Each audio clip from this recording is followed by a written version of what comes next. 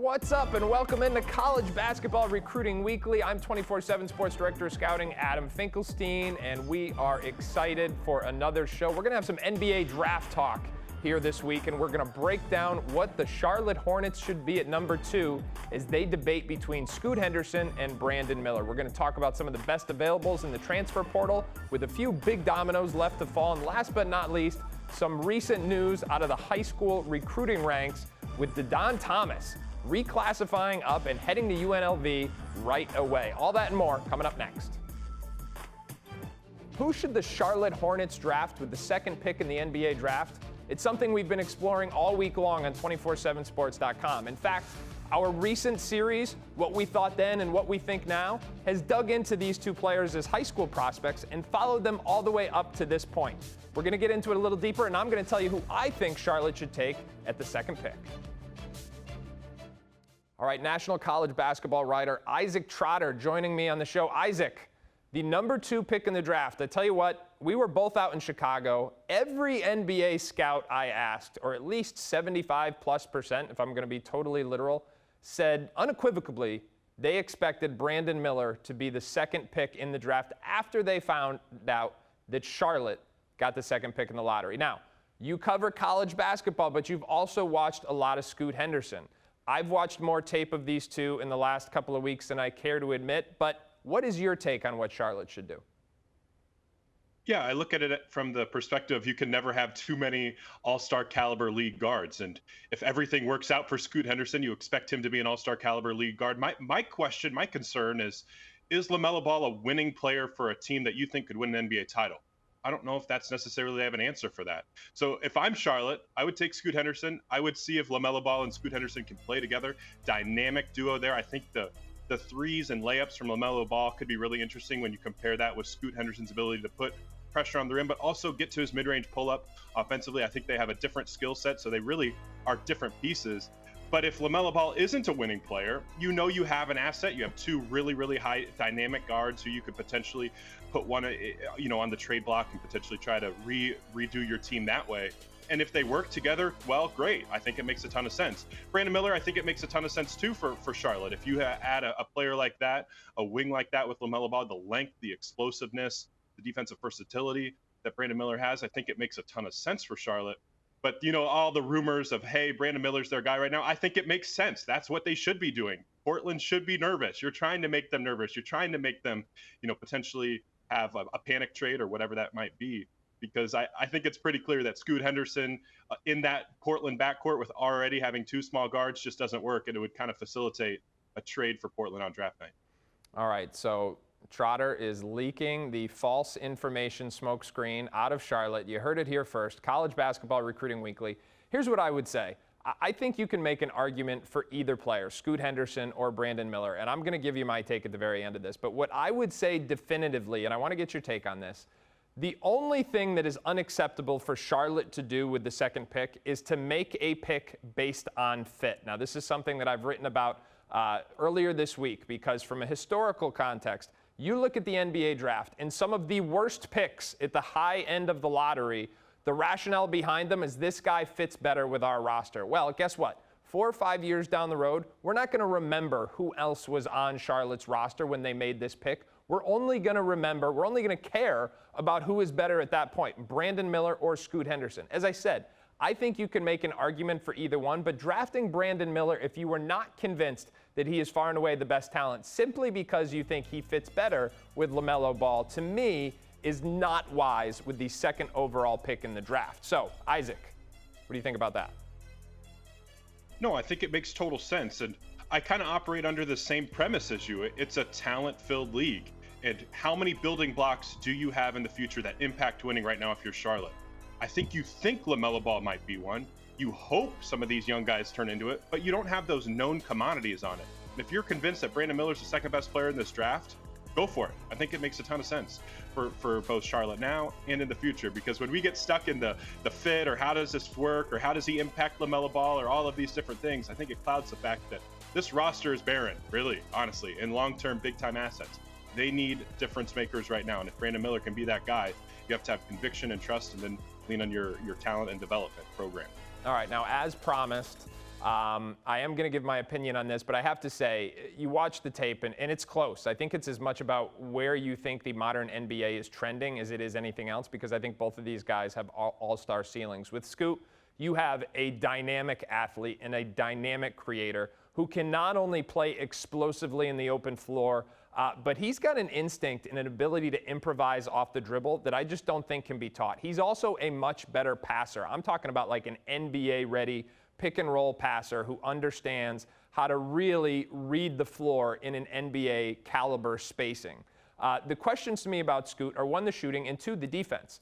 For as much credit as he gets for being an alpha competitor, there's too many moments of being non-competitive, quite frankly, on the defensive end of the floor. And for me, that is a point of concern. Now, Brandon Miller, someone who at 6'9" brings a high-level shot maker. Again, I think the part about Brandon Miller, and this is going to seem counterintuitive because his turnovers actually exceeded his assists this year. But when you go back and watch the film, this guy can really pass the ball. Exceptional passer with his left hand. He learned to play pick and roll. It's not his first step.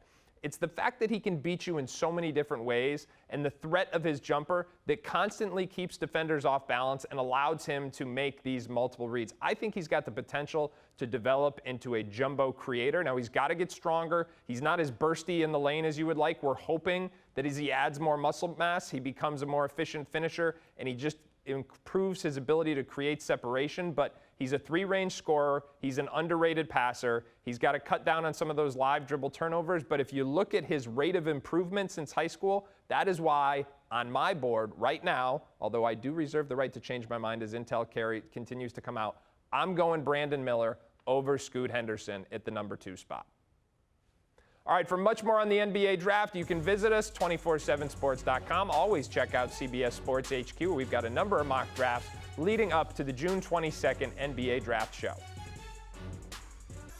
The transfer portal may have closed a couple weeks ago, but there are still some immediate impact players left on the board, especially following the withdrawal date of the NBA draft. Isaac Trotter, he and I are going to break it down.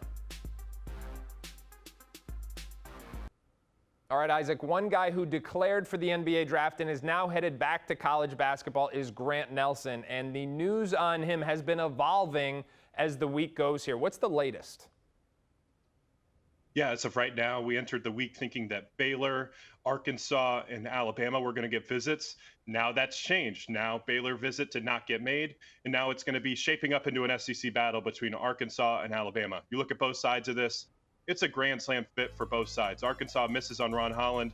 They were really, really involved with Grant Nelson at the NBA Combine. There's scrimmages going on. Who's posted up watching Grant Nelson play? Eric Musselman. There's a lot of connections here, and you can see why it would potentially fit for Grant Nelson to potentially join Trayvon Brazile and be a phenomenal defensive duo in the front court for Arkansas. And for Alabama, I think it's really easy. You look at their guard play. You would get to play with the best point guard room in the country, arguably. If you get Javon Quinterly back, you have Mark Sears there, you added Aaron Estrada out of the transfer portal. That's a loaded backcourt of proven veterans. I think he could be their anchor defensively. I think he could show off a little bit of what he would look like at the NBA level as a creator, as a secondary creator, as a point of attack defensive guy, as a complementary piece, not necessarily needing to be a star-like role. But Alabama and Arkansas for now, and we should get an answer really, really soon. We've got Arthur Kaluma, also explored the NBA draft. You know what? Here's a cautionary. Arthur Kaluma, to me, is a cautionary tale for everybody who gets married to their alleged draft stock in the fall. Now, this fall, I did a ton of content around getting NBA sources off the record to give me quotes about at what point they start creating their board and at what point they start creating rankings. Not one of them does it before January 1st. But in the media, we start assigning these mock drafts way too early. And then these kids come up with these expectations that it's their last year in college basketball and they're headed to be a first-round pick. And I think that's what happened to Arthur Kaluma last year. He saw himself on a number of mock drafts as a first-round pick following FIBA competition last year. Well, then he gets to Creighton, and guess what? He's not one of their most efficient offensive players, and he doesn't have a chance to go in the first round. So he's got to kind of reconcile between these expectations he had in the preseason and then what he's actually earned at Creighton. So not only isn't he headed to the NBA, he's not even headed back to Creighton anymore. He needs a new home. Isaac, what do we think is the most likely landing spot for Arthur Kaluma at this point? Yeah, I think it's still up in the air. I think, and whether he decides to go to Arkansas or Alabama, because Alabama has made major inroads with Arthur Kaluma. They've been trying really, really hard to get him as a big piece on the wing. I think they are trying to sell him on be our Brandon Miller replacement. But there's a lot of other competition here. Texas Tech can offer him potentially a lead guard role, a 25, 26% usage rate. Hey, you're our guy taking 15 shots a game. Kentucky has certainly needing to impact their roster. They have very, very little older veteran guys, older proven college players. So Kaluma would be a huge get for them. But right now they're kind of on the outside looking in while all of these other dominoes kind of fall into place. And is it Texas Tech? Is it Baylor? Is it Arkansas? Is it Alabama? I feel like all of these kind of will fall into place this week. And it really hinges on some of these other decisions because, like you said, Arthur Kaluma does not want to go to be, the fourth highest usage rate on the team anymore. He wants a featured, high-level, go-to scoring role, and he has to really kind of wait and hinge on his decision on some of these other big-time free agents. Yeah, it remains to be seen if that is, in fact, the best course of action. My personal hope for Arthur Kaluma is that maybe here's another coach say the same thing to him that McDermott did, and he buys into not so much volume but more efficiency. I think that is his best path to not only a productive college career, but a professional future. So we will see what happens with that one. All right, the 10 best transfers left on the board as it currently stands, although this can certainly evolve by the day. Get a look at them right there. And as always, 247sports.com. We will have you updated on all the latest breaking news. It continues to be a game of musical chairs as we try and figure out what college basketball rosters are going to look like next year. DeDon Thomas, he was set to be a top 10 player in the class of 2024, and instead, he's headed to UNLV in 2023. What's his impact going to be? Stay tuned. DeDon Thomas, he is going to UNLV right away, and I'd like to quote my colleague, Brandon Jenkins, as saying he's about to get his full Trae Young on. Of course, Trae Young went to Oklahoma, played for a little family connection there, and Lon Kruger's son, now the head coach at UNLV, and it was at Oklahoma that we really understood just how good Trae Young was because he got a long leash. He got to play make, he got to shoot, he got to play without having to worry about being yanked, play through his mistakes, and that is basically what we're expecting DeDon Thomas to do next year at UNLV. Isaac, what is the opportunity like for him in the backcourt in terms of who else is in town? Yeah, UNLV's backcourt is really different right now. They had a kid transfer to Iowa State. E.J. Harkless is out of eligibility, pursuing his professional ranks. And it's kind of a wide open slate for him to come in and try to be, the best version of himself. But one thing I did love about what UNLV did is they've added a lot of connectors out of the transfer portal that are proven Power 5 level players. They had the Boone brothers, who used to play at Oklahoma State. They added Jalen Hill, one of my favorite players in the transfer portal out of Oklahoma. He gets to reunite with his former coach at UNLV. And so all three of those guys are defense first. They're team first guys. They rebound, they defend, they play hard, and they'll kind of help him, along with this transition process, because it is not easy, one, to reclassify, and two, to step into a big role at UNLV. But those supporting cast pieces can really make his life a little bit easier as they take on, the top guys on the scouting report defensively and make his life so much easier and make his transition to college basketball a little bit more palatable for year one.